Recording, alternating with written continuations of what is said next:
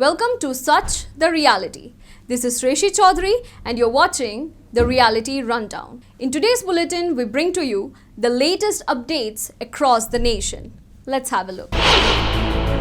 Bhattadev University and Assam Downtown University, Guwahati have sealed Memorandum of Understanding. The MOU encompasses a broad spectrum of domains including faculty and student exchange programs, collaborative research initiatives, internships and training opportunities, joint consultancy and project implementation. The ceremony saw the participation of eminent figures such as Professor Virinchi Kumar Das, Vice Chancellor of Bhattadev University, Bajali, and Professor Narayan Chandra Talukdar, Vice Chancellor of Assam Downtown University, as the signatories.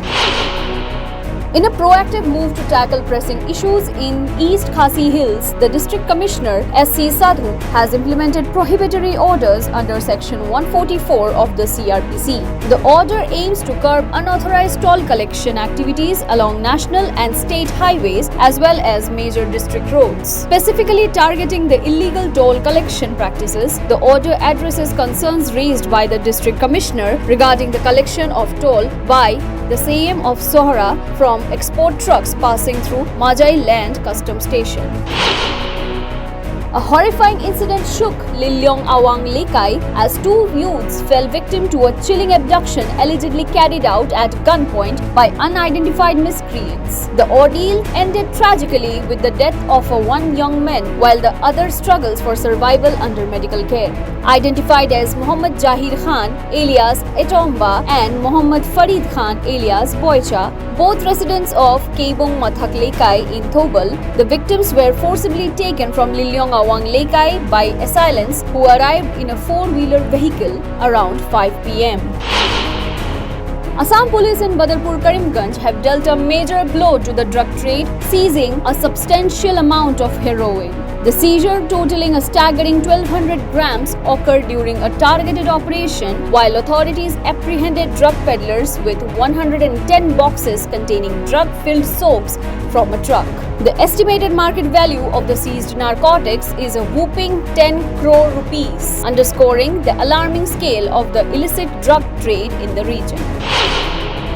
A disturbing incident on the Lokmanya Tilak Express has ignited a viral outcry on social media, casting a harsh spotlight on women's safety aboard trains. The incident unfolded when a young woman from Ambassa station engaged in a dispute with a ticket examiner while travelling from Mumbai to Agartala. In a widely circulated video capturing the altercation, the TT is seen pushing the woman in the chest, sparking immediate intervention from the fellow passengers to prevent further physical harm. The footage has triggered widespread condemnation and outrage online.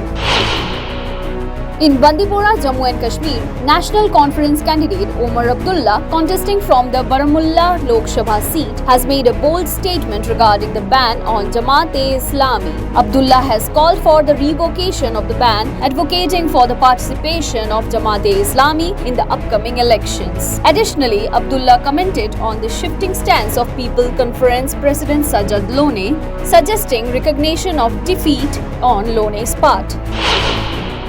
Union Home Minister Amit Shah launched a scathing attack on former Bihar Chief Minister Lalu Prasad Yadav during a public meeting in Bihar's Sitamarhi, accusing him of prioritizing power politics over the welfare of the backward communities. Shah alleged that Yadav has aligned with the Congress party to secure the chief ministerial position for his son Tejashwi Yadav, disregarding the interests of the backward and extremely backward sections of the society. Maharashtra Chief Minister Eknath Shinde faced scrutiny from Election Commission officers in Panchavati, Nasik as his luggage was checked on Thursday. This action follows allegation made by Shiv Sena MP Sanjay Rawat, who claimed that Shinde carried bags filled with cash in a helicopter to Nasik. In response, Shiv Sena spokesperson Sanjay Shirsat dismissed Rawat's allegations as baseless and founded on imagination.